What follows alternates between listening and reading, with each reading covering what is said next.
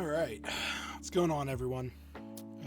So today's stream's going to be a little different. Not necessarily different from anything I've ever done. I've done streams like this before,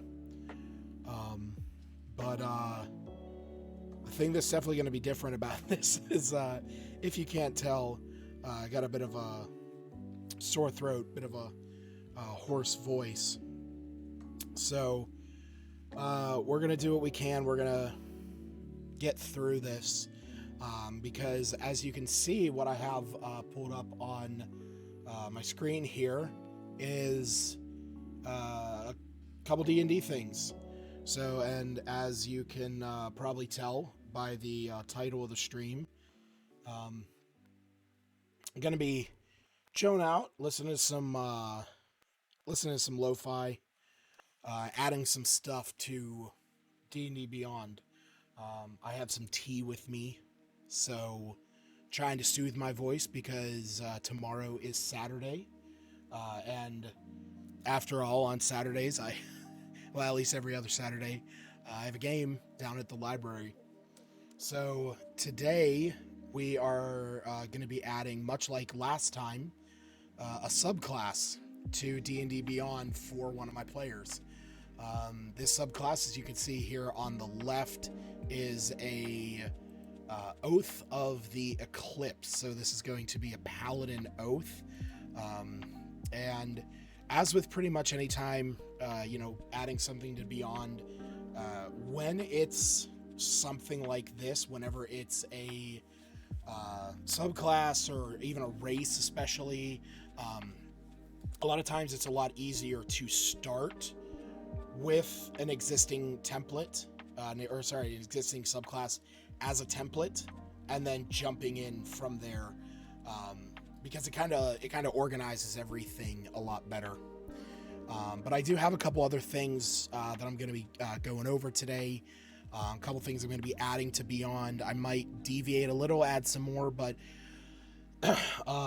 if you didn't see yesterday, the Wizards of the Coast Presents live stream happened, and they announced a lot of stuff.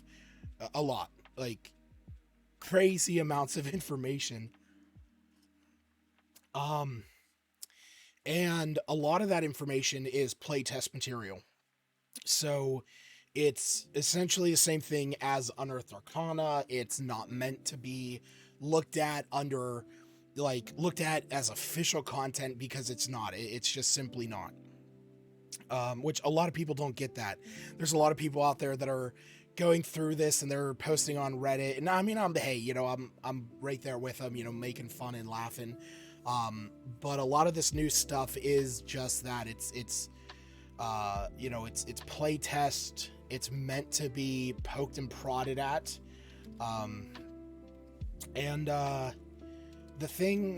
One of the big things that I noticed was that there was a lot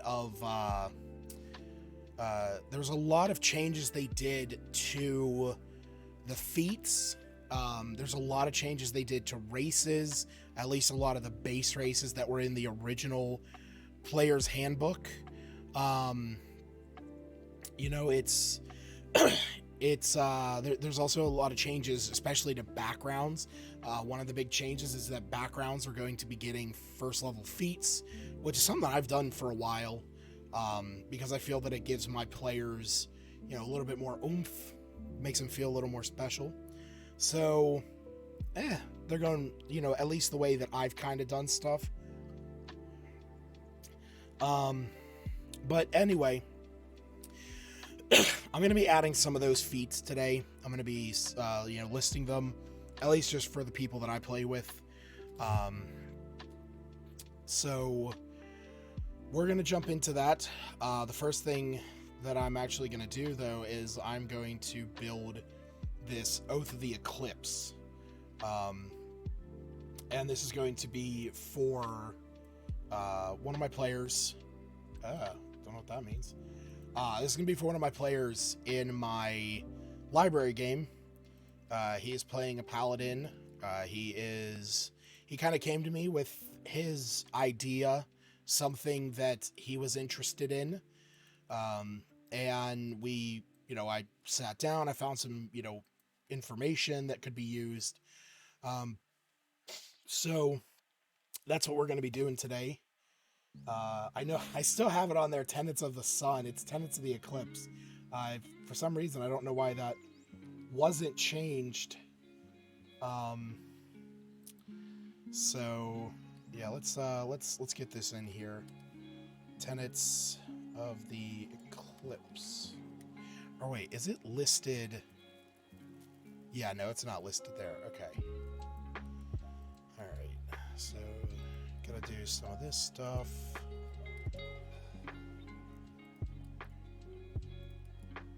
And yeah, again, sorry about my voice. It's been rough the past couple days. Just kind of been losing my voice. Again, drinking tea. So, but I'll manage. I'll deal, and we'll press on. I got shit to do, so yeah. So let me get this. Why did I have that set up like that? Yeah, well, a lot of the content in this subclass is not necessarily all my wording. I formatted this document, so it's that's on me for messing that up. Alright, so let's get that in there. We got to change that. This is going to be paragraph. This is going to be header 4. Yes. Header 4, no, not that, because then this would be, nope, didn't mean that. Paragraph. Yeah, no, that doesn't look bad.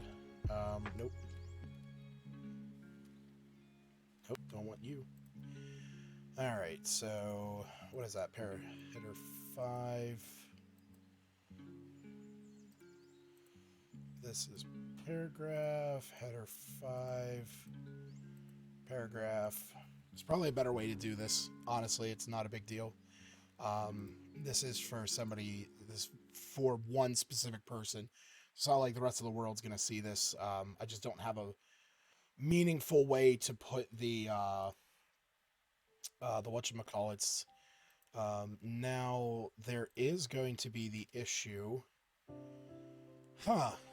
And it's actually kind of weird that it doesn't give me this list as it normally would. I actually don't even know if I can...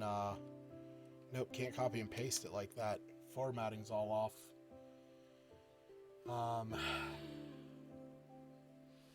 So, yeah. Okay, so we're just gonna... There is a way that I can do it, but I gotta pull it up on a... let's go into here. Let's create another subclass. Pull up Cleric. Cleric will probably work. It might pull up that information. Yeah, my poor voice. Hey, what's up, James? Good to see you in here, man. Yeah, see, he's not on there. It used to actually just like blanket give you everything. I don't know if it's listed in here. Ah, there it is. Okay, cool. Cool. So we need to go back into here and get rid of that because I don't want to have a copy of that laying around. What was that weapon? What did I type? Forge? Oh, Forge Elemental Weapon. That's still one of my favorite spells. All right, we're going to give this a quick save just because I want to make sure everything, I don't lose everything. So, yeah, so there we go. We got our oaths. Our oath spells will come later, but we do need to add them in here. So, Guiding Bolt, Fairy Fire, Sin, Misty Step, Melf's Minute Meteors, Haste, Fire Shield, copy. Why do I have so many copies? Why do I have so many copies of Firebolt and Fireball? I mean, they are the best spells, let's be honest with you. I mean, I know I have Bless Bane multiple times because, hands down, the Bless spell is great, and the Bane spell is great. And they're great when you can just have them both together. I will always stand by that is a better combination. Sure, you have to use, you have to make sure that it's very specific, like this one is to this, like you have to do Bless to everyone, or you have to Bane everyone. But no, one of the best, I feel like.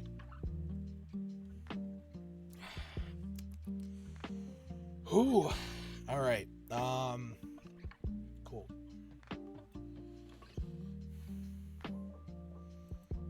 Yeah, crits on those.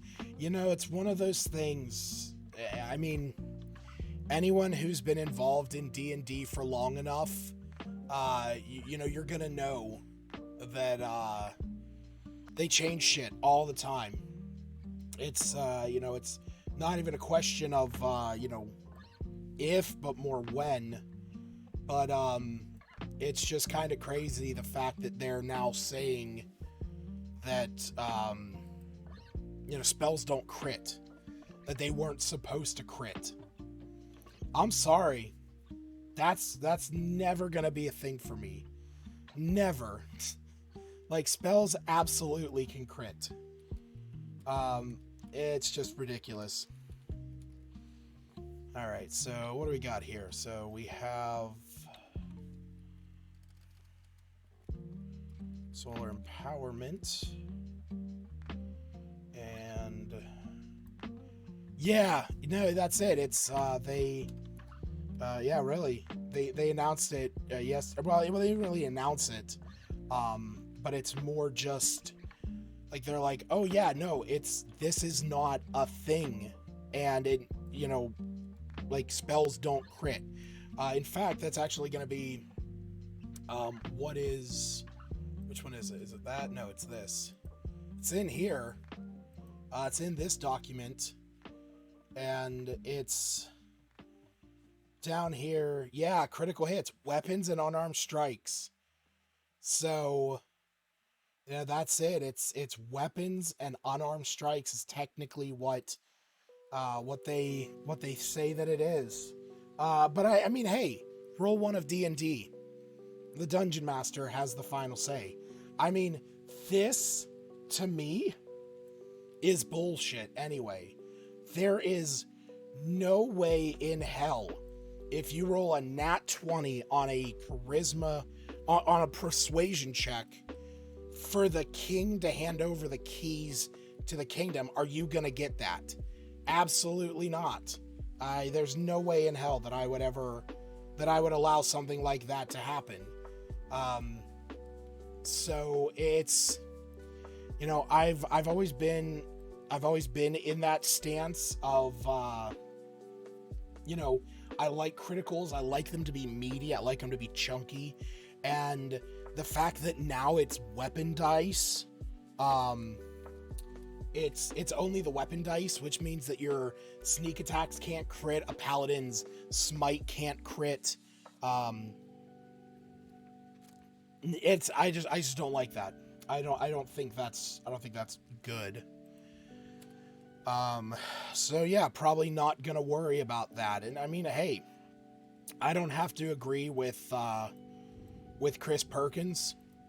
Again, it's the beautiful thing about D&D is, why is this still on bold?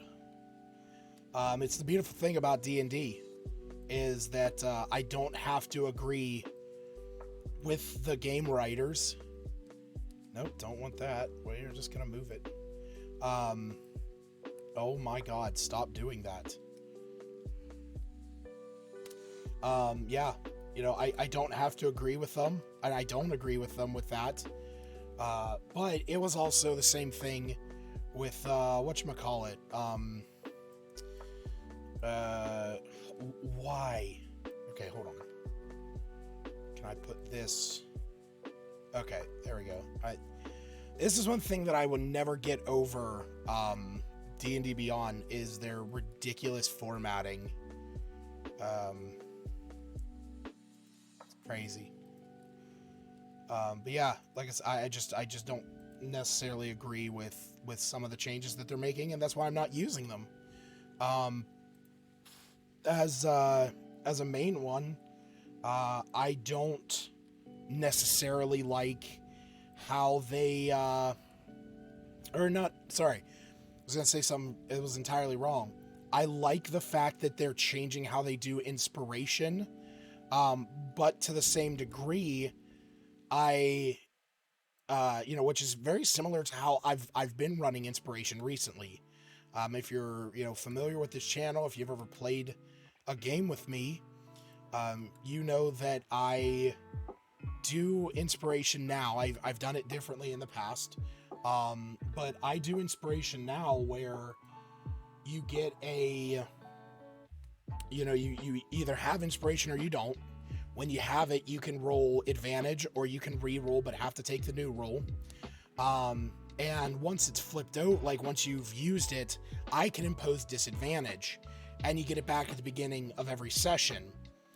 And I think I also had it in the rolls that if you roll a nat 1 or if I roll a crit against you, then you get it back. It does say it doesn't bypass limitation. Yeah, I mean, that's the thing. Even that's just saying like if you crit on a firebolt, your firebolt's never going to, your firebolt, no, it's still the same idea. Your firebolt is never going to extend beyond the range of 120 feet on a crit. It's just not. That's not how it works. It's also not going to be something like, fireball, where you can, it's a point that you can see. It's never going to be something that you can do out of your line of sight. It just gives you more damage. Yeah, I mean, the new inspiration that they're introducing is very similar but different to what I'm doing. The new system, let me pull it up here real fast. So the new system, the way that it works is you get advantage. As long as you have inspiration, you get advantage. That's it. There's the bottom line. You get inspiration, you can get advantage. The way that you get it is you roll a nat 20. Now, being that I don't do skill checks with nat 20s, that's a benefit to my players, because that actually gives you a reward for rolling a nat 20. You can only have one, you can only be inspired. You're either inspired or you're not. And something that I am going to be implementing is if you start a long rest and you still have inspiration, you lose it. One of the things I've realized when I started using the system that I'm doing now, it very much incentivizes players to not use their inspiration until the very end of the session. And I don't hold that against my players. It was a flaw in the design that I put together for my own system, because I was basing it off of a different system. I was basing it off of something like Savage Worlds. But I can't do that because in that system you get a completely different setup. It's just not the same. So it's one of those things where I like the new system. I like the new inspiration and how they worded it, because it's very similar to how I felt it should work. I like that players can get inspiration from rolling a nat 20. I think that, will cause, a lot of great moments there at the table. But I think the biggest change, at least the change that I plan on implementing with that, is going to be that I am still going to do you can re-roll a roll, but you have to take the new one. that to me is something my players do all the time, and I like it because it lets them use it. Another thing that they added is that if you're already inspired and you get inspiration, you can give it to another player. I mean, how great is that? Like, that's just an amazing option for some. It incentivizes you to use it, and it also doesn't penalize you like the system that I was using. All right, so back to our channel divinity here. Solar Empowerment is an action you can enchant. Let's bump this up a bit so I can see what I'm doing. As an action, you can enchant a number of melee weapons. This is equal to your charisma modifier, minimum of 1. For each one you would enchant, you can instead enchant 2 pieces of ammunition for 1 minute. Each enchanted weapon and piece of ammunition sheds bright light in a 20-foot radius and dim light for an additional 20, essentially the same thing as the light spell, and deals an extra 1d6 radiant damage on a hit. So we are going to say, as an action, you can imbue a weapon or piece of... wow, for some reason I just lost the word ammunition. Ammunition with radiant energy. No. As an action, you can imbue a number... wait, you know what we're going to say? You can imbue up to... And then, where is it? Oh, I gotta bring up another window. Snippet codes, gotta love them. So this is going to be... There's a way to do minimum. There it is. Anyone that ever wants to get into, adding stuff to D&D Beyond, learn your snippet codes. As dumb as that sounds.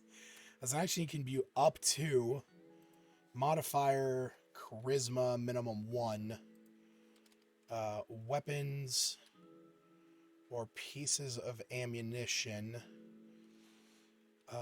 You know what? No, we are.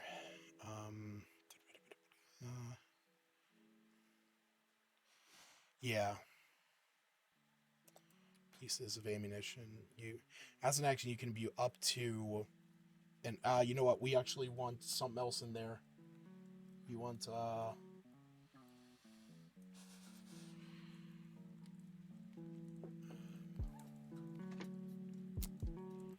we also want it to be unsigned, because it'll be like +3. So we don't want that.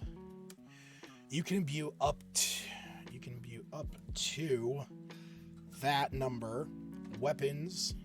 Be up to 3 weapons or pieces of ammunition, and then we're going to put in here 2 pieces per weapon. Again, this is for a player who knows what this is doing. So for 1 minute, the weapons,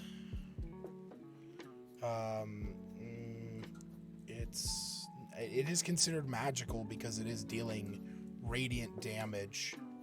The weapons...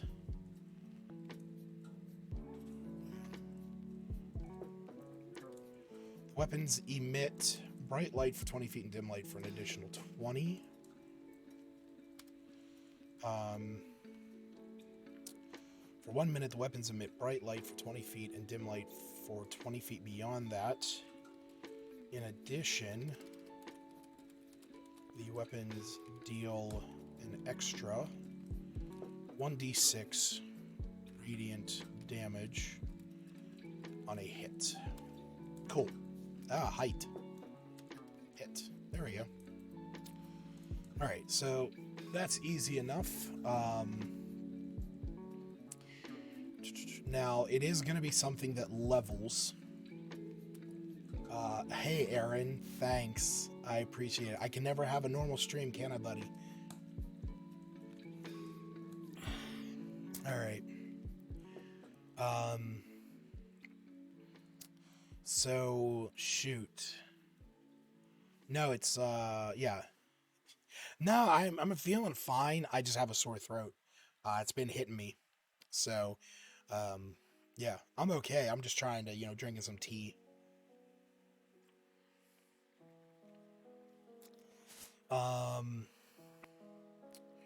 There's probably a mathematical equation I could do to actually make this work. I don't know what that would be right now. No. It would be level. No, that's not right. Yeah. The weapon deals. You know what? Simple. In addition, the weapons deal extra radiant damage on a hit. There we go. And you'll have to just click into it to see how much that is. There we go. Awesome. Alright, so Lunar Revelation. I'll have to whisper for D&D. I'm gonna have to do something. I mean, I can turn up the gain on my mic and everything, but, who knows? That. Out of one tea and into another. Scalding hot. Christ alive. It's, I drink tea a lot in the winter. It's very weird for me to be drinking this, in Stop Eating Them Horses and Frogs, yeah. It's very weird for me to be drinking this in what is essentially the summer. Yeah. Go on there. I actually had to dig out a cup. But I got my Dungeon Master cup, so that works. I can at least feel like I'm, important for a minute. Yummy. Alright, so Lunar Revelation. As a bonus action, you can mark a creature you can see within 10 feet of you with shimmering moonlight. New homebrew, actually. So we're adding a paladin subclass to D&D Beyond for one of my players, who's playing at the library. So yeah, that's what this is. Oath of the Eclipse. So as a bonus action, you can mark a creature you can see within 10 feet. You gain advantage on attack. Okay, so you can mark a creature. And see within 10 feet.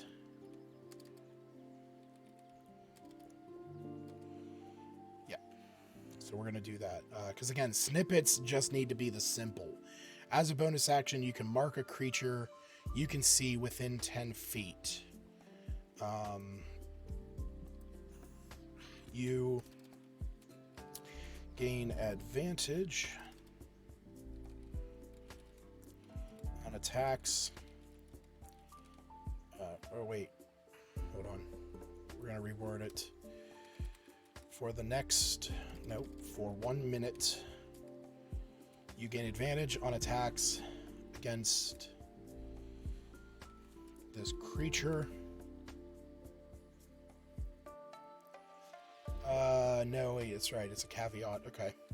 You gain advantage on attacks against this creature. Nope. You know what? Yeah, wording's important. For 1 minute, you gain advantage on attacks against this creature.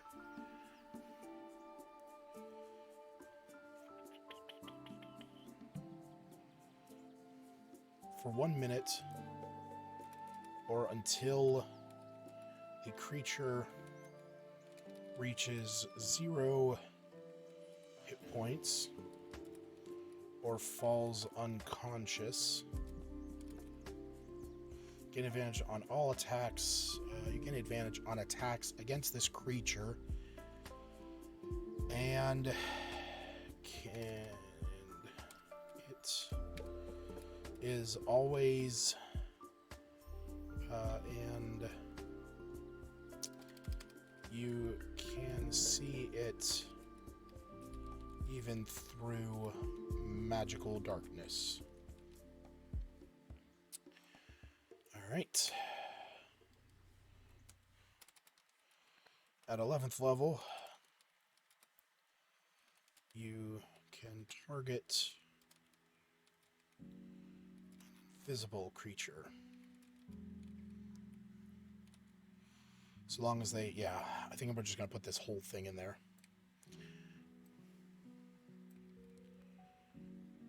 You target an invisible creature so long,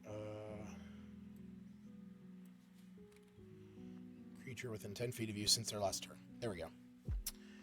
Okay, cool. So, get that saved. 2 options. Yep. Bright light. You know what? Yep. Coolio, save that again. Actions. Yeah, so this is where I'm going to need to copy that. Go into here. This is going to be solar empowerment.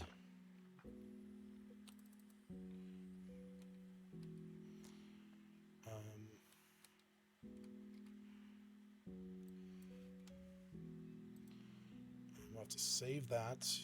Go up into here. Copy that.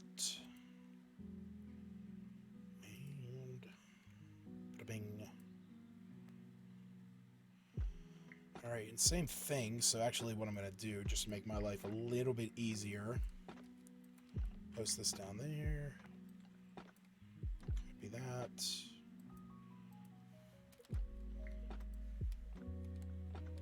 There we go. Go into here. Yes. So yes.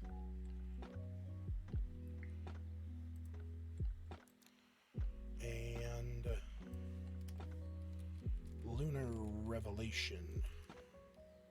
I'll tell you what, when I was sitting down trying to figure this out, like trying to put this this subclass together, that word was the one that escaped me the longest. I was like, what is the act of revealing? And like I kept coming back to revelation, but at the same time I was also like, no, that's not right. I don't know why. For some reason I had it like in my head and then it just wasn't it. Actually I need to come down in here and we need to change this to a bonus action because Lunar Revelation is a bonus action. There we go. Cool. Awesome. So Channel Divinity is done. Just a couple extra clicks on that save button so I don't lose anything. Alright, so back into here. We're still good on that. We got all that. Perfect. Now we're on to the oath spells. This is where things get funky. So now I gotta type and make sure that I'm actually getting everything right because of the way that this works. Fairy Fire.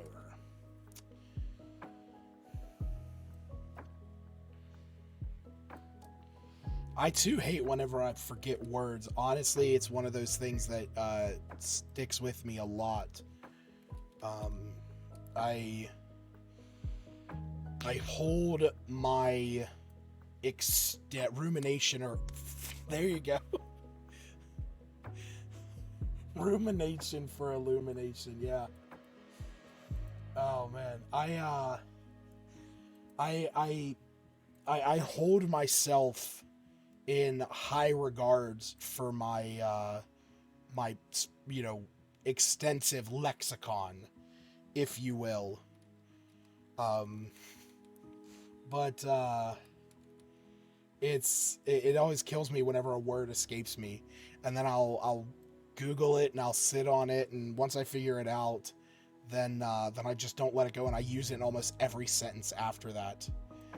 Do I have a 3D printer? I wish so bad that I had a 3D printer. I got some folks out in Arizona that do. that have sent me some stuff with their printer. In fact, it's these guys, little pug. Well, no, I think these weren't printed by them. Oh my god, there it goes. These weren't printed by them, but these were painted by my buddy Garrett. A bunch of battle pugs. But in this box, actually, there is something that they printed specifically for me. And I would probably never be able to live it down yet. The fact that I'm supposed to paint it. But it's a Hulk body with a pug head. And I absolutely love this thing. I have some cool stuff that I could send you. It's Garrett. It's Garrett. Is my chair broken again? No, not yet. My chair wheel's actually broke. I'm actually ordering new things for my chair from Amazon because my wheels are busting. I'm a big guy on a small chair. God, that stays so hot. Okay, cool. We got those in. Now, yeah. So this, I don't have to do this here because this is only gaining access to them.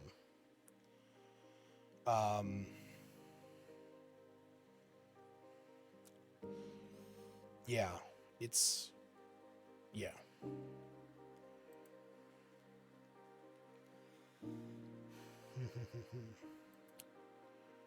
I believe that is, yeah, I don't have to do anything with that, do I? Because it's not listing spells down here.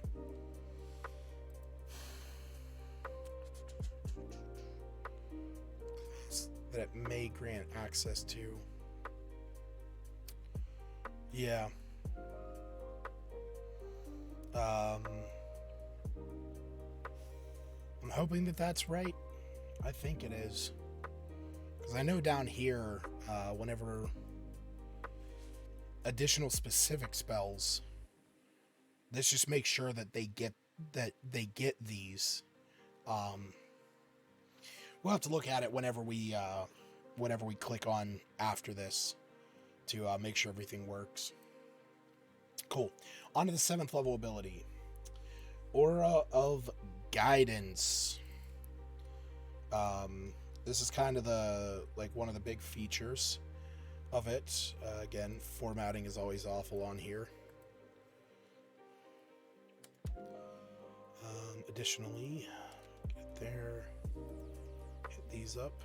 Blindness you choose with dim can illuminate. Hey, there it is.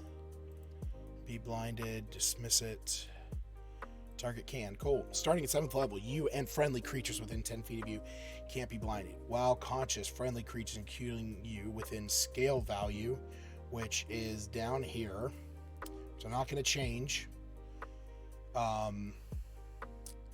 can't be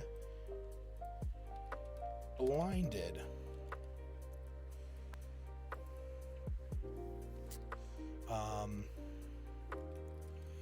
And there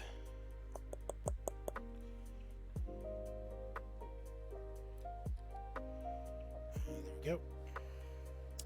No longer suffer disadvantage on perception checks in dim light. As an action, you can illuminate the radius of this aura with moonlight or bright sunlight. So this is really getting into where the channel divinity of this subclass is, one or the other. It's either that solar empowerment or that lunar revelation. The aura of guidance is very much where the idea of the sun and moon coming together and, granting that eclipse, of two worlds, the moonlight, revealing the things in the darkness, the things that go bump, and the sun being, the ever guiding force to all beings. This is where it really starts to, play into the abilities. So you can illuminate this aura. Dim light can illuminate even magical darkness. So again, that's based on that moon and lasts until you dismiss it. Bright sunlight forces creatures to make a con save or be blinded for a minute.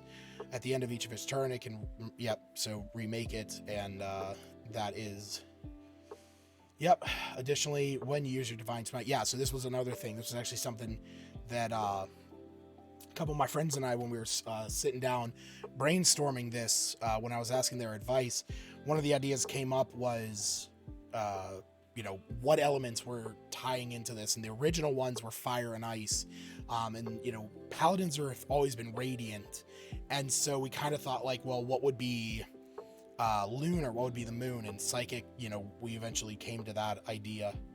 So so we're gonna put up here, are you conscious,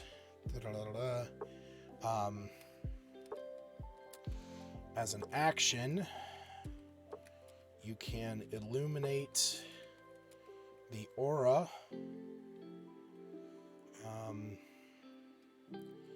and we'll do moonlight and sunlight. I don't think I can bold those. Nope. So moonlight is going to be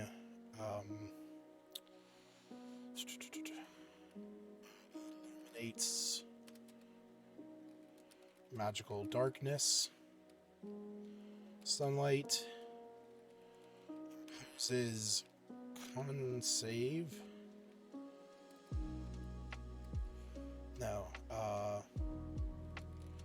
Creatures of choice must make Constitution saving save or be blinded.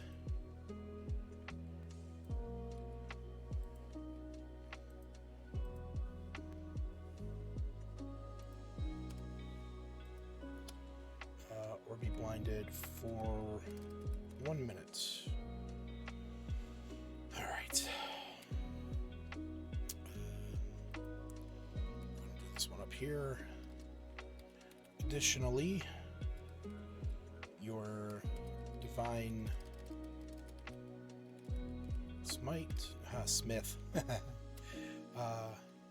Divine Smite can deal psychic damage. Yeah. Sorry about that. Alright, so that sounds good. Scale value, I'm not changing anything on that. These are good.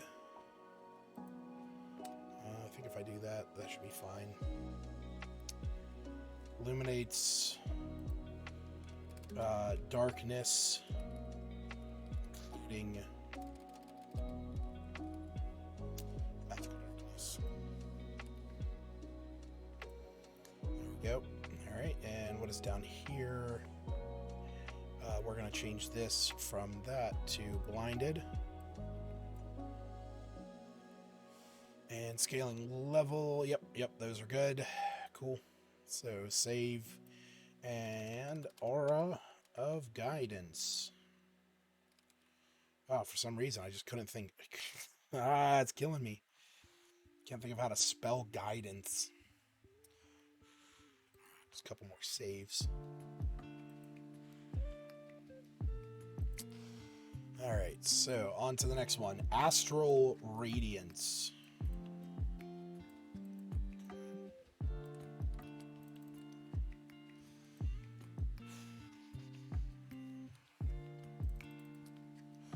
So, beginning at 15th level, whenever you deal radiant damage to a creature, you can conjure a pillar of sunlight or moonlight around it that lasts until the end of your next turn. The pillar is 30 feet high and extends 5 feet beyond the creature's space. It is filled with bright light if it is sunlight, dim light for moonlight. For the duration, the creature cannot benefit from being invisible. If the creature is a shape changer, it might...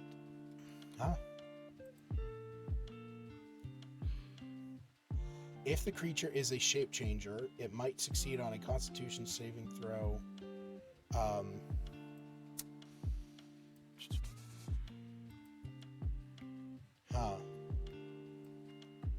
I don't like how that's worded. If the creature is a shape changer, it must make Constitution saving throw against your Paladin spell save DC or revert to its true form.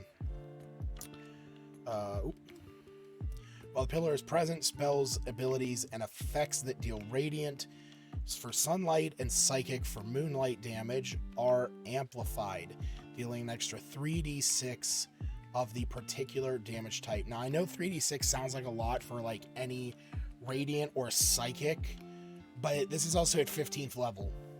That's not even where the group that has been playing for 2 years is at, so it's actually not that bad. So what we're gonna do here is when you deal, you know what? Yeah. When you deal radiant damage,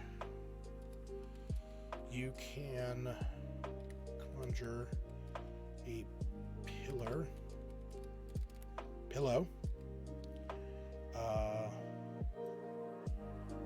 This. Yep. Sunlight, moonlight. A 30-foot high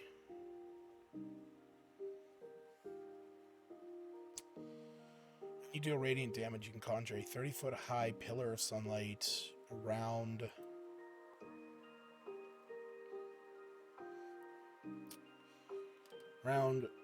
the target that extends 5 feet,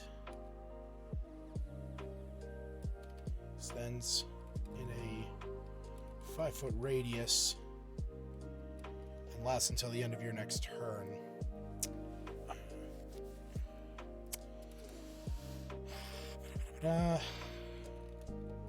Creatures in this light cannot benefit from... Is invisible a condition?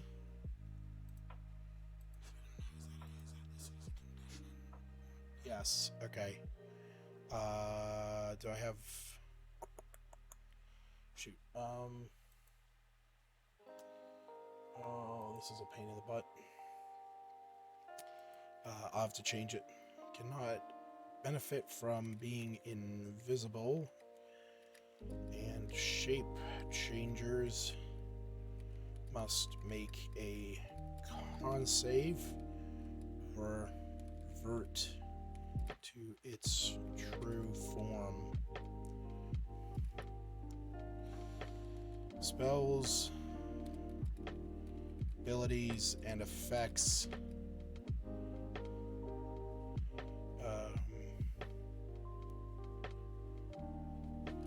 that deal radiant or psychic damage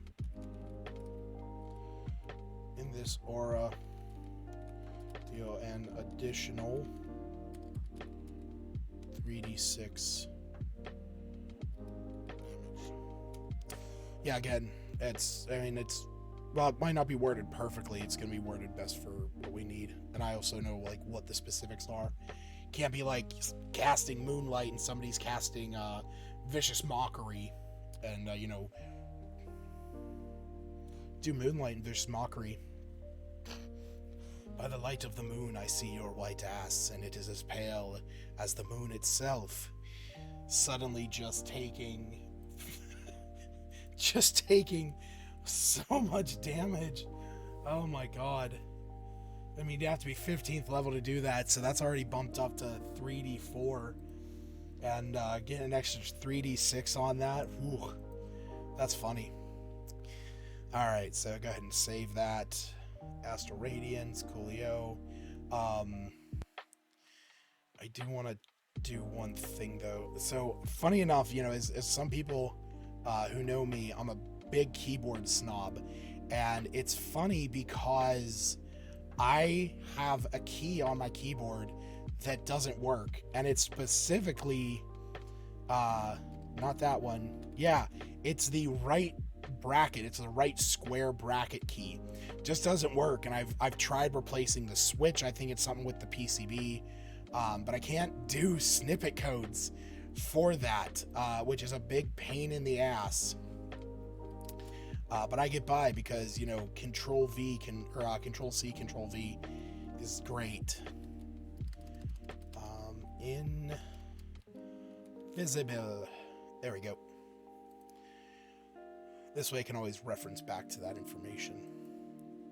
For those of you that use D&D Beyond out there, by the way, I don't know if you know this, in the corner of the, you know, of the website, like when you go to these pages and the little images move, up here hidden, there's a little wizard. If you click that, he starts dancing.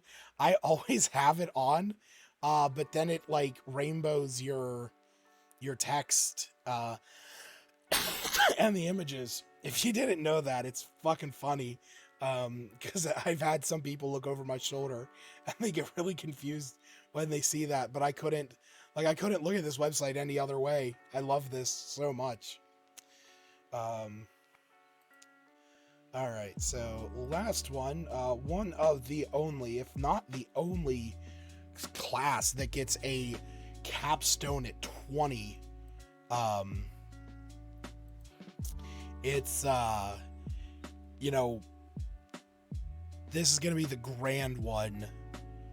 Give me one quick second here.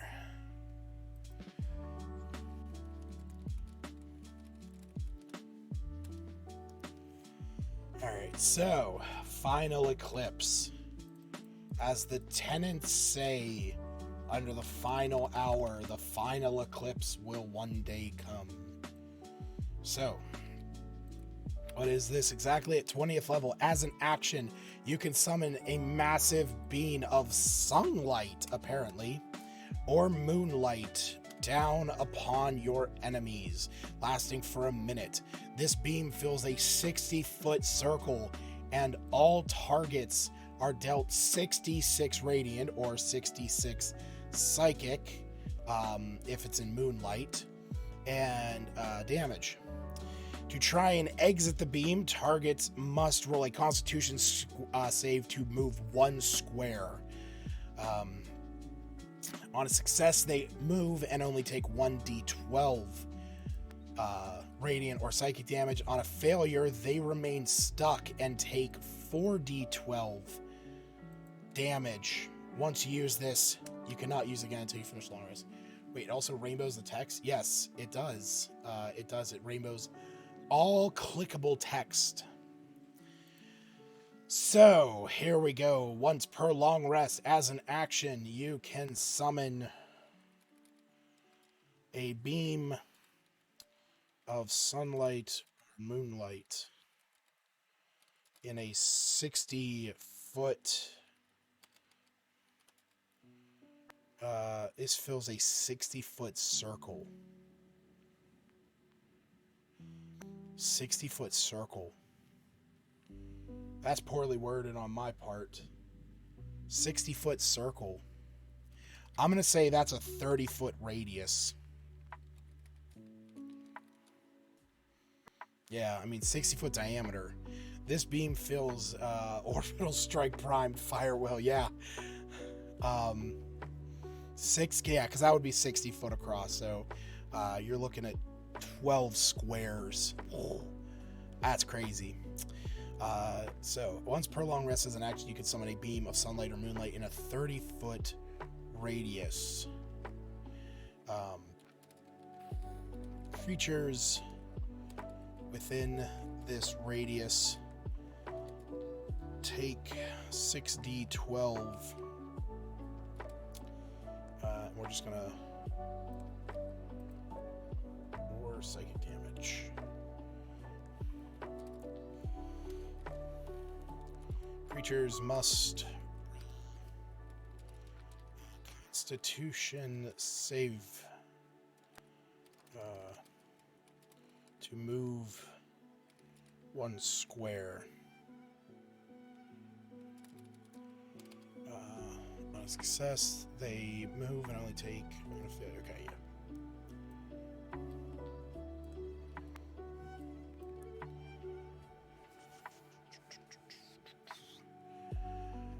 Cool.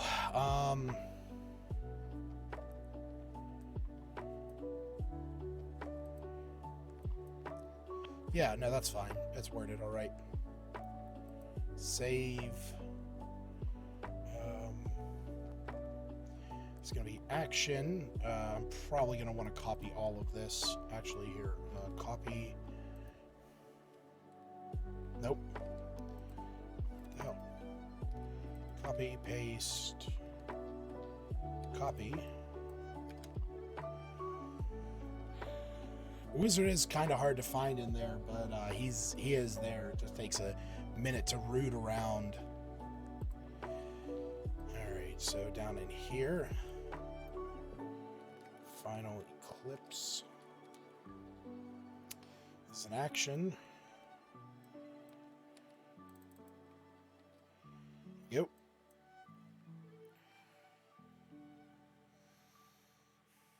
Okay, that should be it.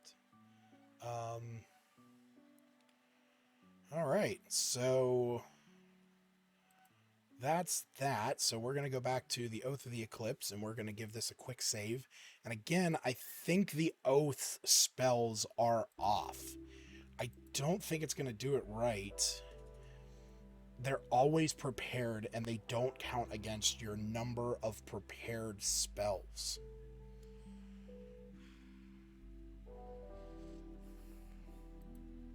I don't know if I can actually go in and do this. Like if I do Guiding Bolt, spell class is not the thing. Use this to no. There is one in here that is it's like available at character level. Okay, so I know that it's here. It does not consume a spell slot. So I'm going to put these both in here. I think I can actually do both. Yeah, okay. So Fairy Fire and Guiding Bolt are both known at 3rd level. I'm just going to do it to all of them just to be safe. Old Person and Misty Step, and this is available at character level 5.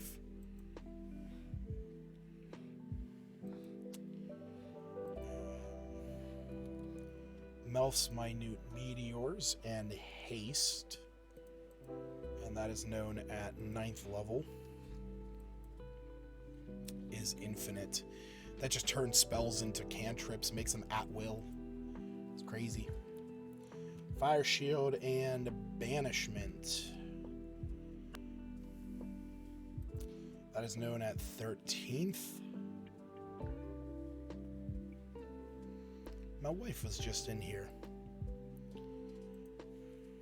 Gonna have to go say hi to her in a minute. And Wall of Light.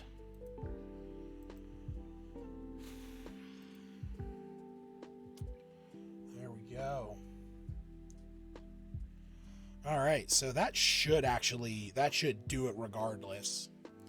All right, so now what we're going to do is we're going to go back out to here. We're going to go to Save Changes. I'm going to drink some tea. It's going to still be scalding hot.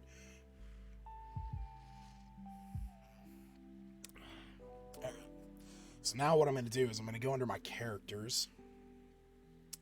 And we're going to make a new... Hey, Atros 5. That's somebody that the group of the library is going to meet. So this is going to be Eclipse Test. Got to make sure Homebrew's turned on. Race does not matter, so the Azamar, sure.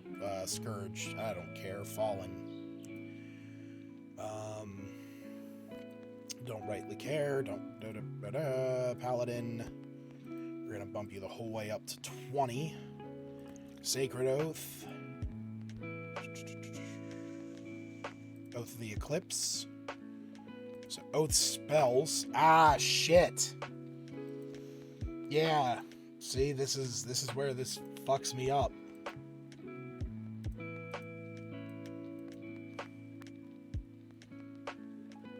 I'd have to do each one individually.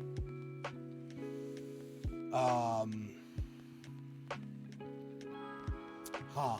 Okay. So we're just going to go into point buy. We're just going to leave everything at that. Actually, let's crank up our charisma. We don't need a background. We don't need equipment. We just need to go next. So spells. Oh, okay. So they are on there. Wow. It just works like that. Huh. Okay. I'm not going to change it, honestly. It works. You just don't have to choose any of those things in that one menu. These don't count against your slots known. Always prepared. Fair Fire Guiding Bowl. Yeah, that's right. They're all right there. Cool. So, yeah, sick. Now let's just double check everything. So, we got our Channel Divinity right there. Solar Empowerment. You can imbue up to 3 weapons. Bonus action, Lunar Revelation. And clicking into it, you can see everything. Those should be listed. Solar Empowerment and bonus action, Lunar Revelation. Misty Step's also in there, so that's perfect. What's next? 7th level, we have our Aura of Guidance. While you're conscious, friendly creatures within, 30 feet can't be blinded and are no longer as an action. Yep, so that's all good. It gives everything that we need. Aura of Courage. Oh, yeah, that's just a paladin thing. Christ.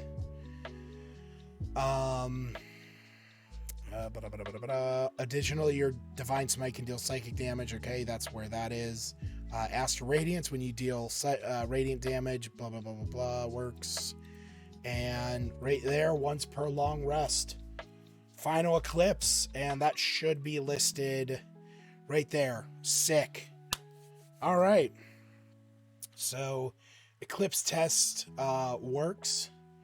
That's great. Everything's good there. So, that player will be able to go in and make that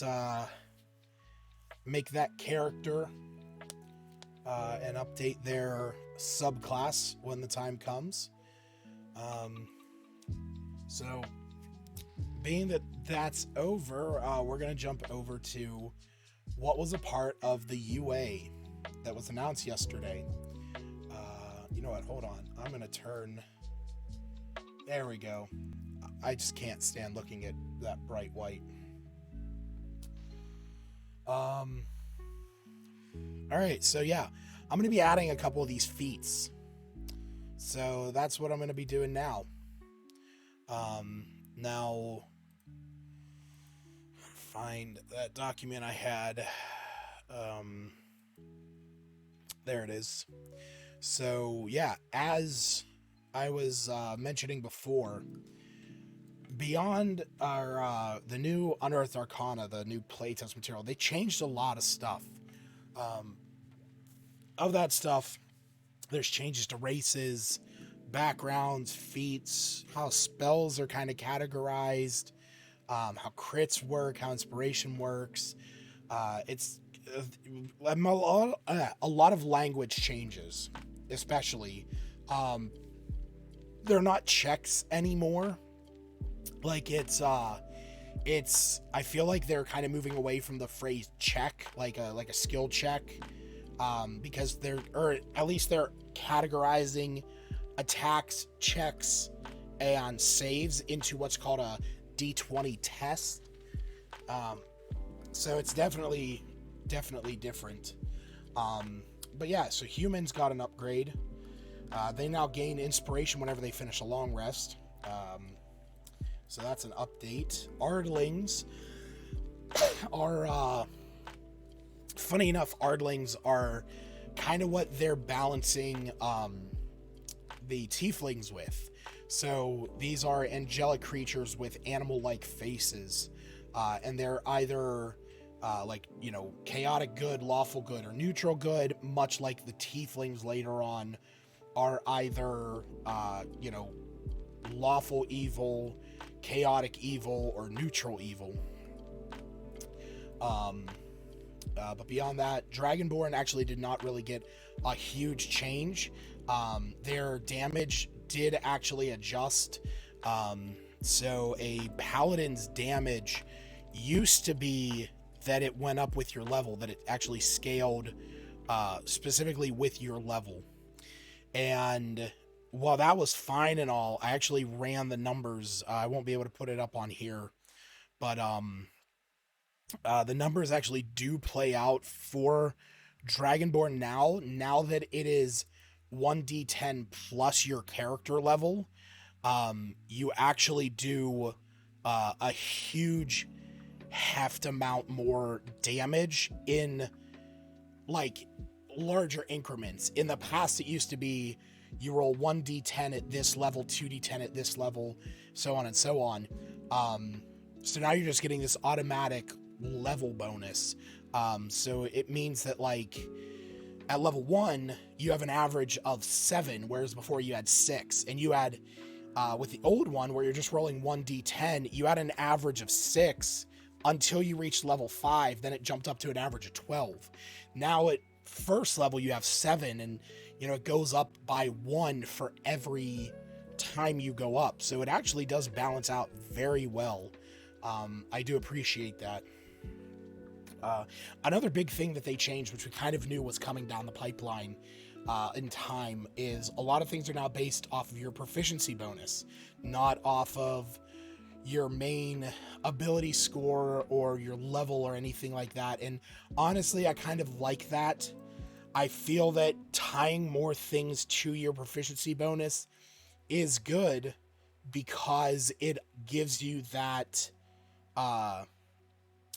sense of progression without having to really dig your heels into one thing or another. If something's based on your dexterity, but you're not a dexterity-based player, maybe you're a barbarian and you don't really care too much about your dexterity.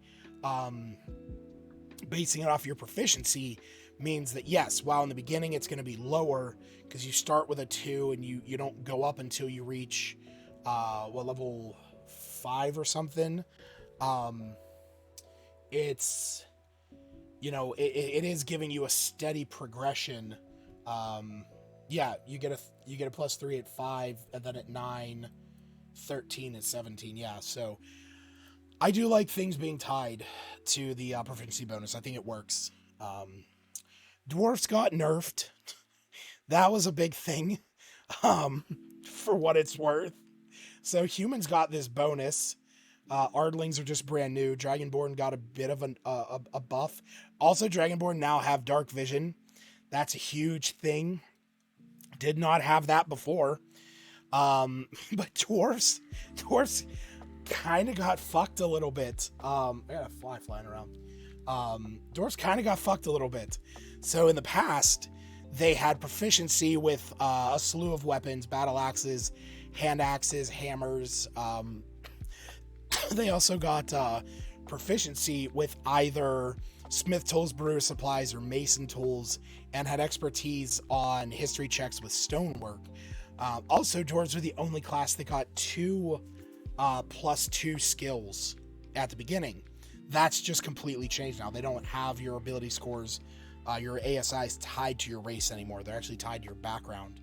But while you still maintain, dark vision, the resistance to poison and stuff like that, they actually now get essentially what is the tough feat. Starting just out of the gate. Dwarves now get essentially what is the kind of like the tough feat. It's just like a half version of that. They also get, instead of getting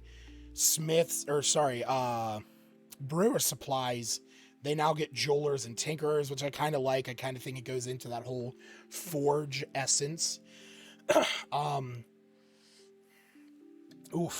But the biggest change to dwarves has to be the fact that they changed stone cunning from what it was, again, double proficiency bonus on history checks related to stonework, to, as a bonus action, you gain tremor sense, with a range of 60 feet for 10 fucking minutes.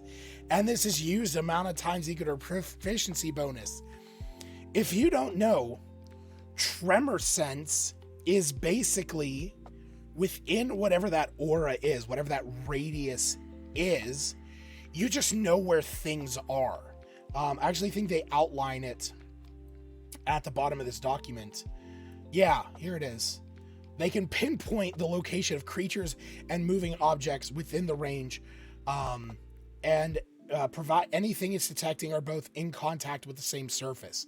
So, being that you have to be touching the ground, as long as the thing is not flying or climbing on a ceiling, and even to that degree, you can just put your hand on a fucking wall, it is ridiculously overpowered to just give dwarves Tremor Sense. I'm not going to argue. I think it's really cool. I think that dwarves kind of got screwed over by losing a lot of their weapon proficiencies. But honestly, it's pretty powerful. Elves, not much change. Drow lost their weapon training as well. They don't get all their weapons anymore, but they also don't deal with their sunlight sensitivity. That was always a big thing with Drow, where if you're in direct sunlight or you're in bright light, all your attacks have disadvantage and all your perception checks are made with disadvantage. But that's it. It's they really didn't get anything new. They always had dancing lights and fairy fire and darkness.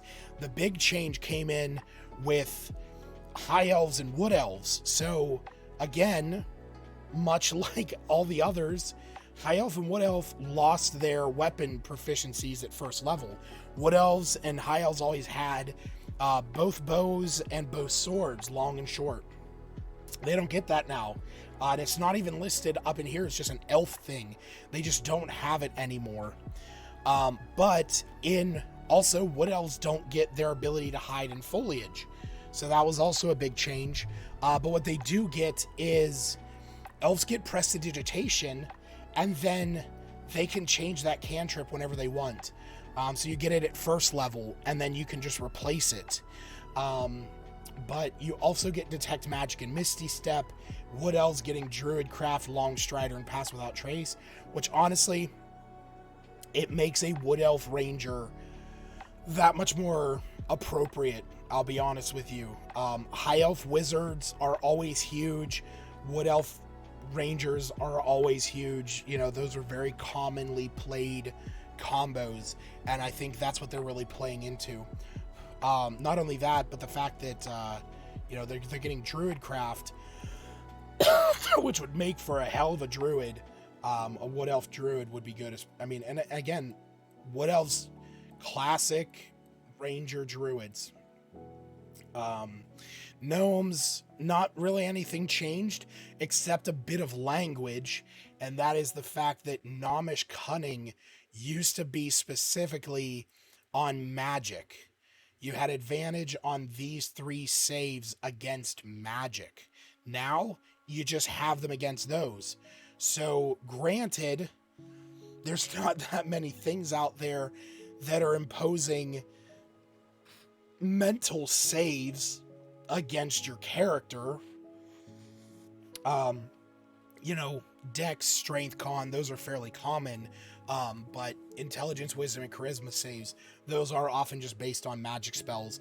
But magic argues that an effect, an ability that makes you do it that's not necessarily magic, now that takes effect.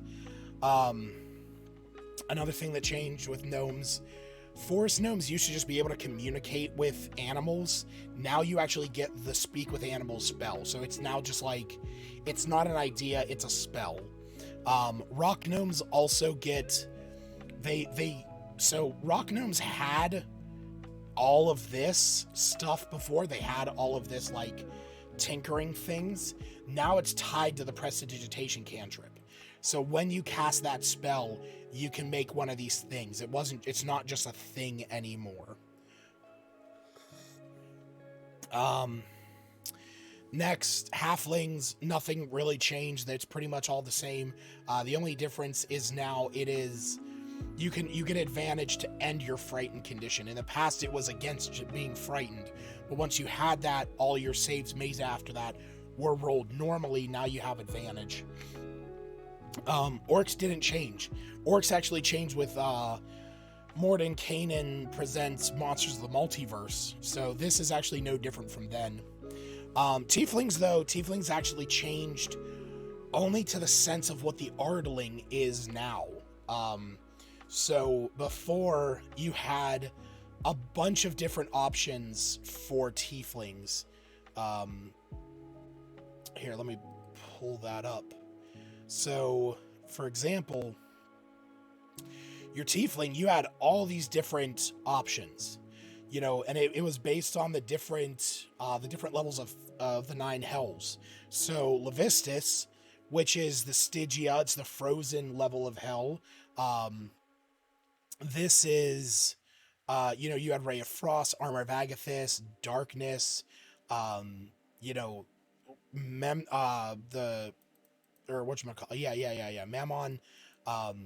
Mage Hand, Tensor Floating Disc, Arcane Lock, the ability to, like, move and control things, Mephistopheles, based on fire, Burning Hands, and Flame Blade. So now, they cut this back. It's no longer tied to each level of hell. It is now tied to the different planes. So, be that the abyssal planes, the chthonic planes, or the infernal planes, you get either poison, necrotic, or fire damage resistance, which is crazy.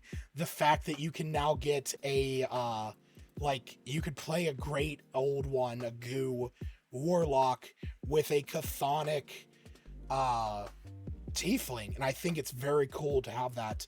But each one gets a spell tied to that, so Poison Spray, Chill Touch, and Firebolt, and then you get your level 3 and 5 spells. Again, very much like the Elves, and very much like the Ardlings. So there is kind of this theme they're doing with the different races. After that, build your background. So when you build your character now, it's a different setup, it's a different system, basically. So you pick what your skills are going to be, 1 by 2, increase 1 score by 2, increase 1 score by 1, or increase 3 by 1. It's just always the same now. Mountain Dwarves don't get that bonus. You're not going to lose anything anymore. You get 2 skills regardless. You get a tool. You get to learn a language. You get a feat tied to your background, and you get 50 gold. Now, the thing to consider with this background gold is that's in addition to what your class actually already gets. So classes have always either given starting equipment or had a gold value. So, for example, a paladin, this is everything you start with. A martial weapon and shield, or 2 martial weapons, 5 javelins, simple weapons, priest pact, and stuff like that. But something that is in the rules that doesn't often come up is every class also just has a gold value that goes with it. So you can see here, a paladin, for example, here it is. A paladin starts with 5d4 times 10 gold. So, you could start out with 10 or with 130 gold. But that's all going to have to be spent on this. And that was always the big thing, was you had these differences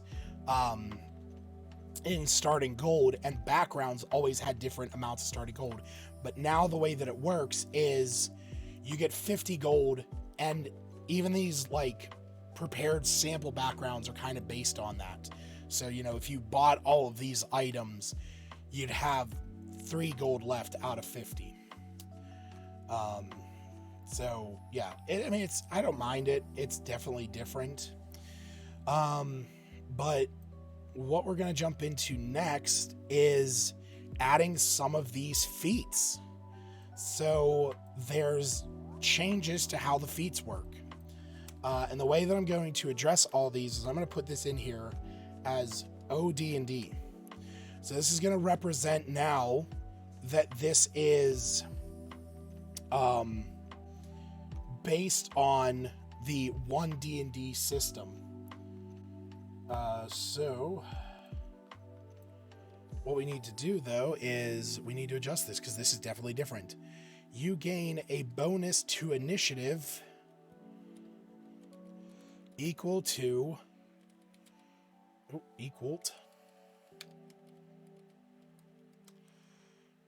your proficiency bonus. Also, these are just gone. I need to just put that down there so I don't lose that paste. All right, and so that's that. Wait, actually, we're gonna do this a little bit different. There we go. I do have these saved on another document. So this is going to get bolded, and this is going to get bolded. There we go. So snippet is going to be bonus. Actually, it's just going to be that bonus to initiative.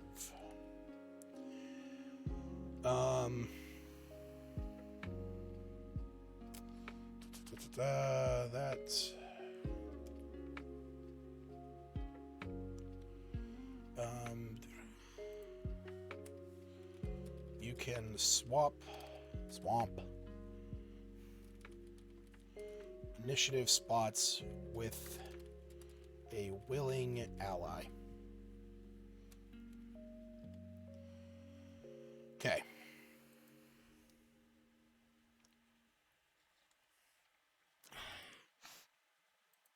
Bonus to initiative is not a fixed value anymore.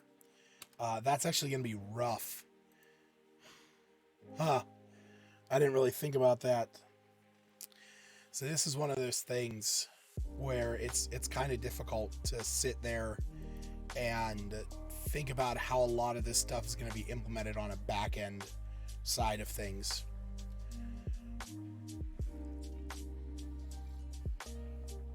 I'm going to go into a character and I want to see something. Initiative. Yeah, so you can't change that. That's just based on what it is. Look at that little bug thing. Additional bonus types. Fixed value. Unfortunately, I can't set it to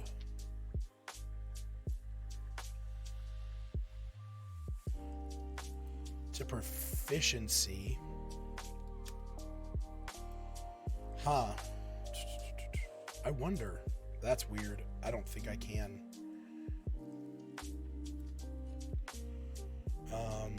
Yeah, this is not going to work. Ability score, no.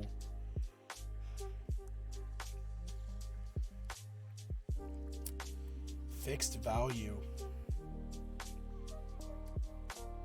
Yeah, I kind of want to do this and actually just see if it works.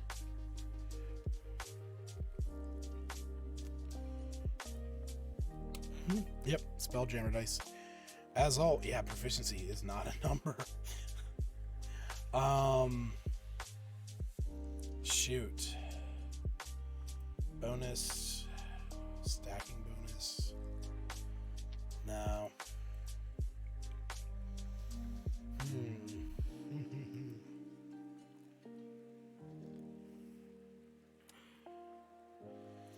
Yeah, see, this is going to be one of those things where, a lot of things kind of have to change how the system is handled because not a lot of things can be driven by proficiency. So how it's set up now is just going to have to be what it is.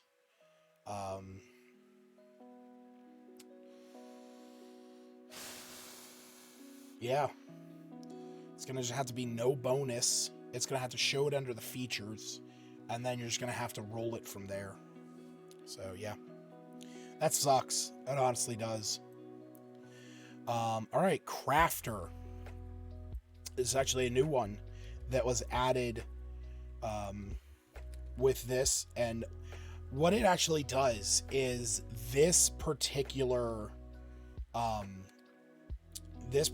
feat actually splits up the skilled feat that has always existed. So the skilled feat, for example, is that you get proficiency in 3 skills or tools. Now this one, Crafter, gives you 3 tools, and the skilled feat is now just in skills. But the Crafter also gives you 2 different abilities, which I think are kind of crazy. You get a discount, you get a 20% discount on buying non-magical equipment and items, which is crazy. And you also get a 20% reduction on the amount of time it takes you to make an item, which again is kind of crazy. So I think it's really cool that it's like that. So we're going to do, we're just going to leave it at that. And this is going to get not options,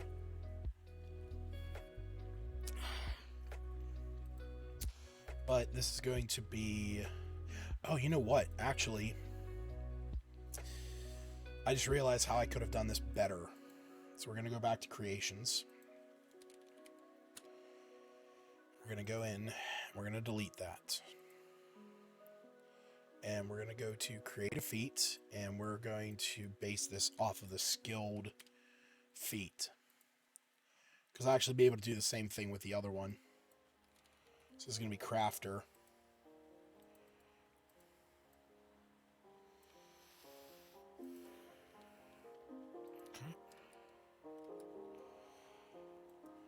There we go. And let's get rid of these asterisks, because those are just showing that some language has changed. Bold.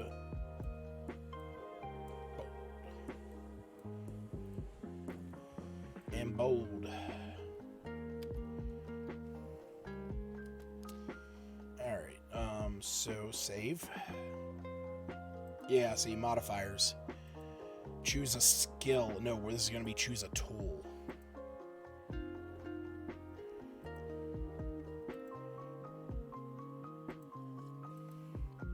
There we go.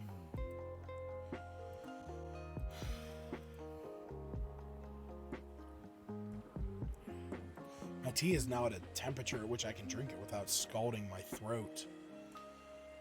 Alright, cool. So there's that.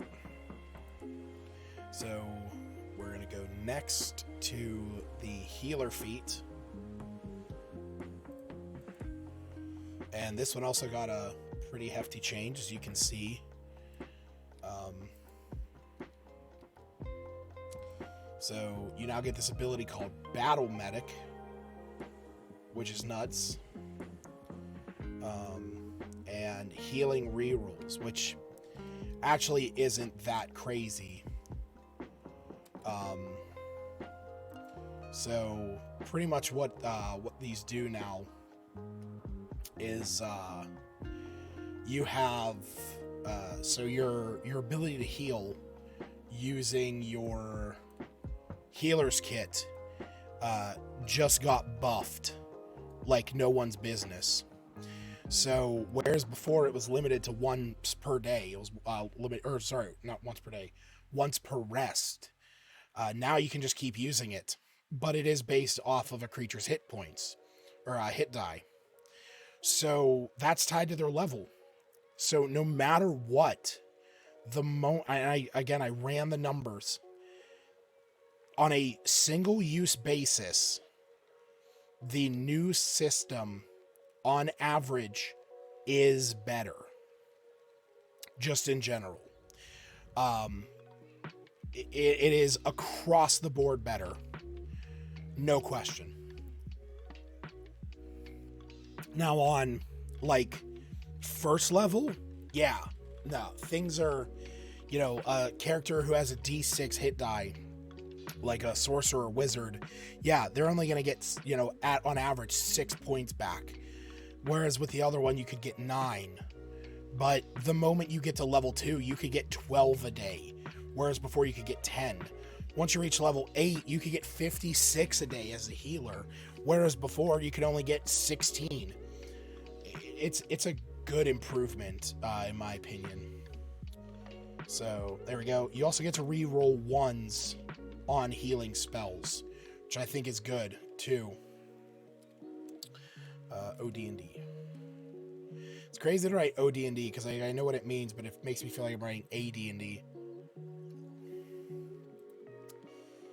So down in here, we're going to change this.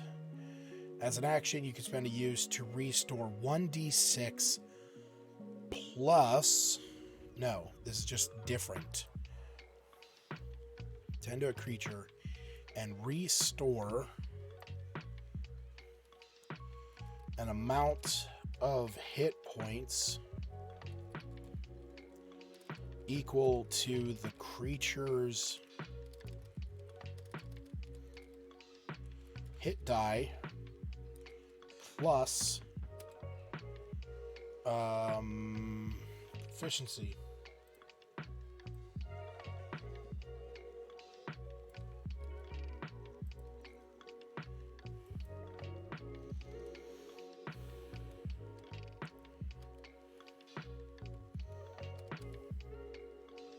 Oh wait, actually, if I leave that the way that it was, yeah, it'll do it. All right. Oh, the funny thing is that it actually reads, it does specifically read that it is you, the healer, rolling it. So it's you use your kit, that's your action, that creature clicks off one of their hit dice, and then you roll that die, and they regain hit points equal to what you rolled plus your proficiency bonus.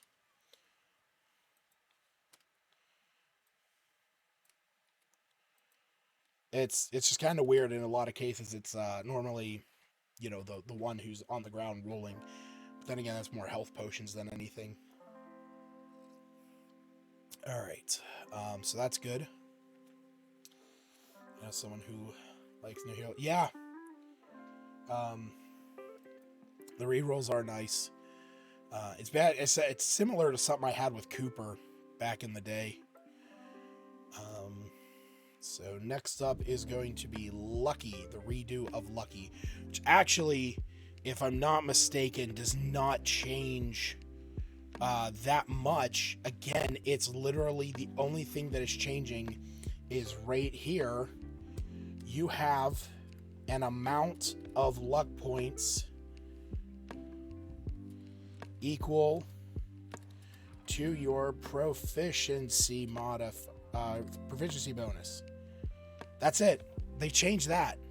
So whereas before you started with 3, now you'd start with 2. Once you reach 5th level, you go back up to 3. And then you can have as many as 6. Crazy. Unfortunately, there is again no way to change how this is managed in here.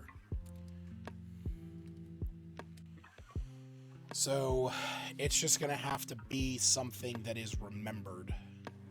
Lucky. Yeah, I don't think this actually gives an amount of uses. Oh, there it is. Yeah, see, and I can't change that. Number of uses plus that. Oh, wait. Use proficiency bonus. Oh, sick.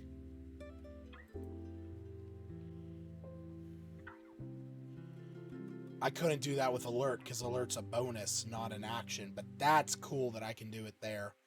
All right, that's cool. Alright, so let me see something.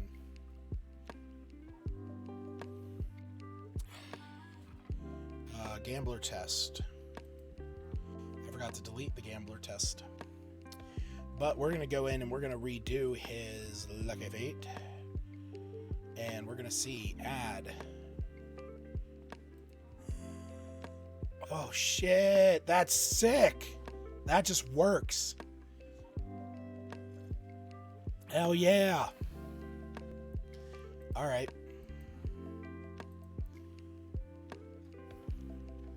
Cool. All right, so on the next feat's actually going to be maybe a big pain in the ass, and I might just not do it. And that is the Magic Initiate feat. And you see how they have to do it? That's a pain. That is such a pain. So actually, I want to go under there, and I want to see what Wizard looks like. So we're going to go Magic Initiate. And we're going to change this because as I explained before, they have changed how spells are categorized. So it's, instead of it just being based on your class, it is now, there's a higher echelon that it is ranked on, which is Arcane, Divine, and Primal. Now, with that in mind, the way that it works is Arcane is going to be like wizards and bards and sorcerers. Divine is going to be clerics and paladins, and Primal is rangers and druids. Not that I necessarily agree that, I think warlock should be divine, if I didn't say warlock already, but warlocks are actually listed as arcane, which I don't agree with. I think they should be divine. But regardless, the spells at the bottom are now actually separating these big categories. So I'm going to see if I can get this to actually work. So you learn 2 cantrips from the arcane spell list. In addition, choose 1 first level spell from the arcane spell list. A big change, though, that happened with this is we're actually going to put the new wording in here.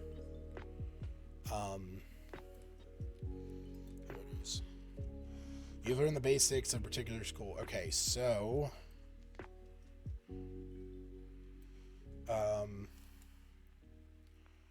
you've learned the basics of the arcane magical tradition.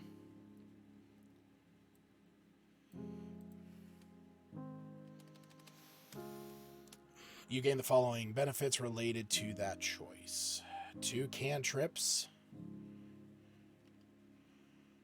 from spell list. You always have a spell, blah, blah, blah, blah. Okay, so let's bold this. Now, how would this be managed? That's a great question.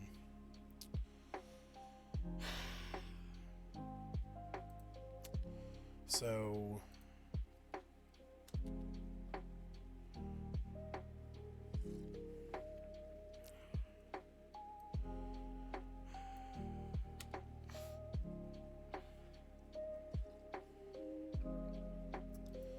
all right, cool. Spells, cantrip, class. Okay, so I actually have all the spells listed over on a document, and as crazy as it might be, actually I could just do it from here. I wonder if just by copying and pasting these into there, is it going to work? No. Well, that's the worst thing ever.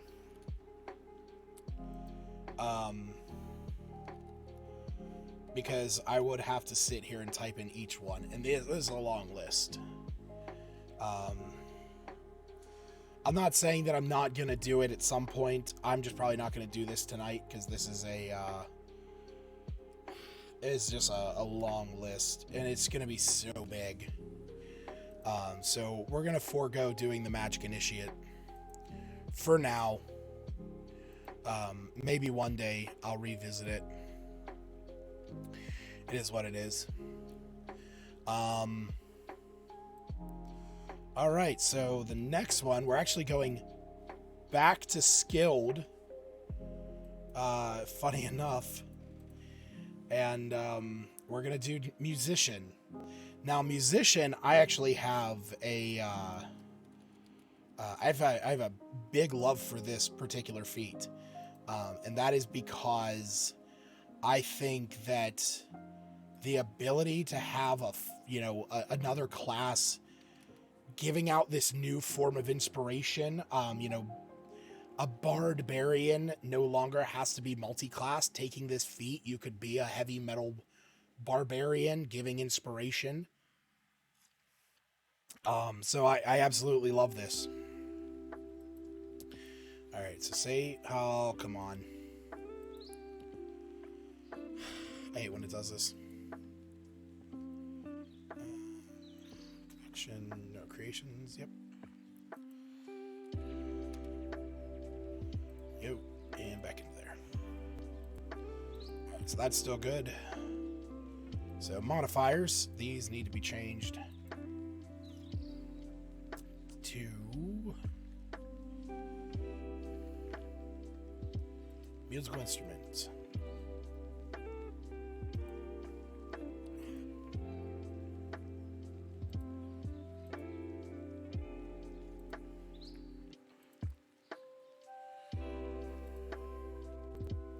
I don't know about all of you out there watching. I love this music. It's so relaxing. All right, there we go. Now we need to add an action. And this is going to be general. And this is that inspiring song. And it is an action. Or no, it's not an action. No, it's not. I don't have to add an action. Look at that. Thought it was. Okay, cool. So that's it for musician. I'll go on to change up savage attacker, which got a little bit of a change. So go OD&D.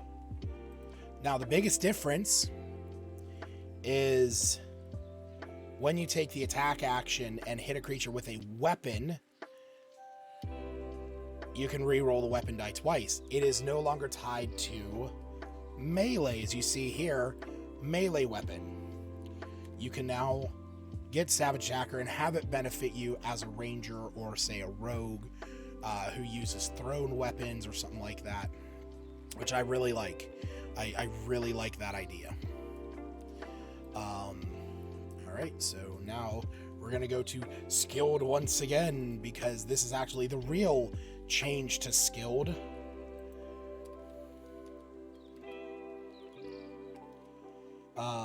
And that is that it is just the fact that you now only get it in skills. So it's no longer tools as well, it's just skills. So just have to go in and change each one of these.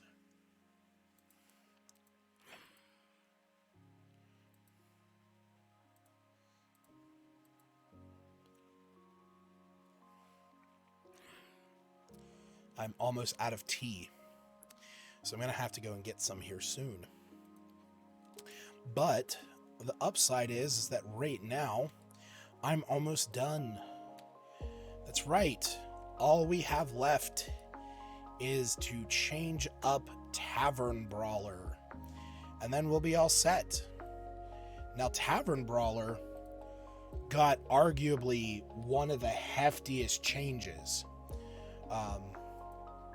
So let's go into here. Tavern Brawler. So what's the old one say? Well, the old one says your strength goes up by 1. So that's what a lot of people call half feats.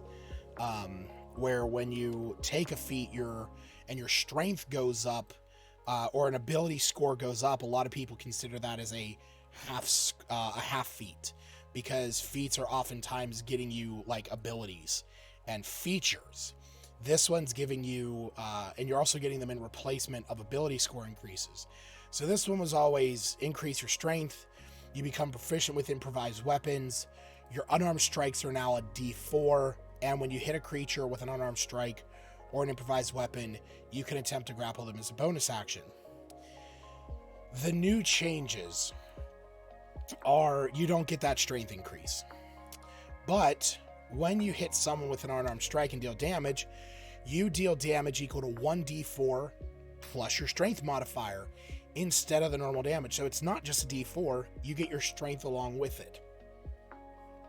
Additionally, you can re-roll 1s for unarmed strikes, making Tavern Brawler the almost you gotta have it now for monks. Ooh, excuse me. Next up, Shove.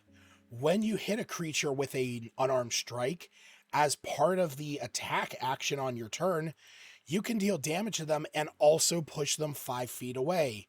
You can use this once per turn. So again, you get the shove action for free once per turn. That's normally a special melee attack. You're now getting that for free. Additionally, now here is where this improvised weapons still lives on in this feat. Furniture as weapons. You can wield furniture as a weapon using the rules of the Great Club for small and medium furniture and the rules for the club for tiny furniture, which I love.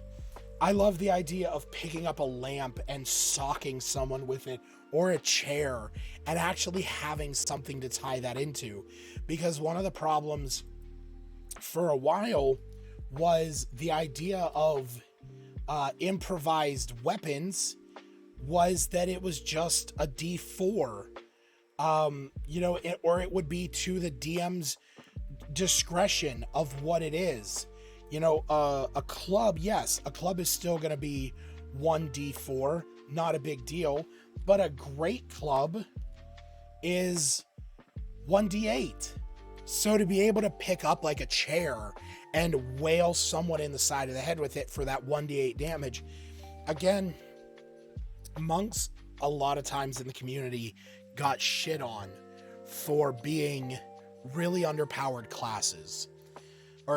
Being a really underpowered class. And I think with this, with how they redid the Tavern Brawler, I think if you're not taking this as a monk at first level, you're doing something wrong. I really think that is the best option. Like Sailor has it on theirs. It makes sense.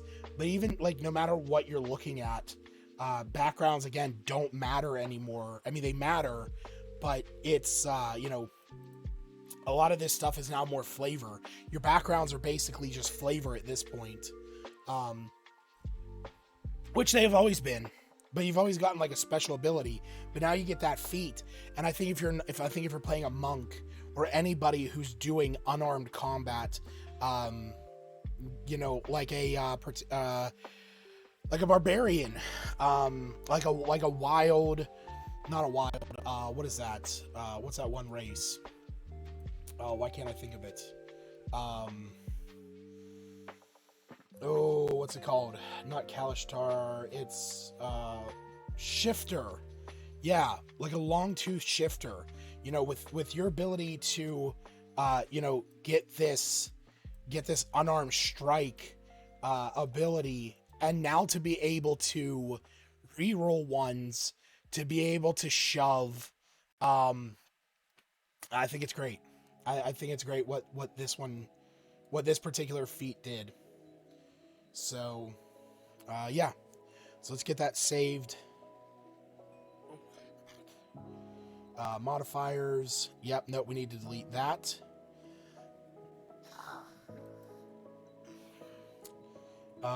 This is now set unarmed damage to that plus strength.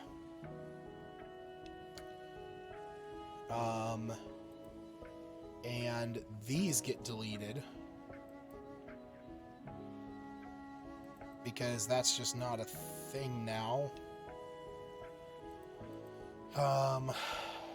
But we will add this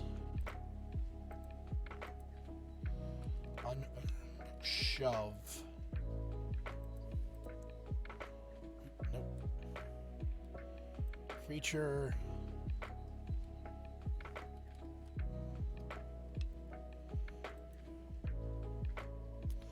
There we go.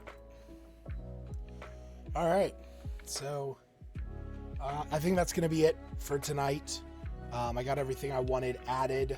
Let me go into the creations here. Make sure I got everything I wanted to. Go date modified.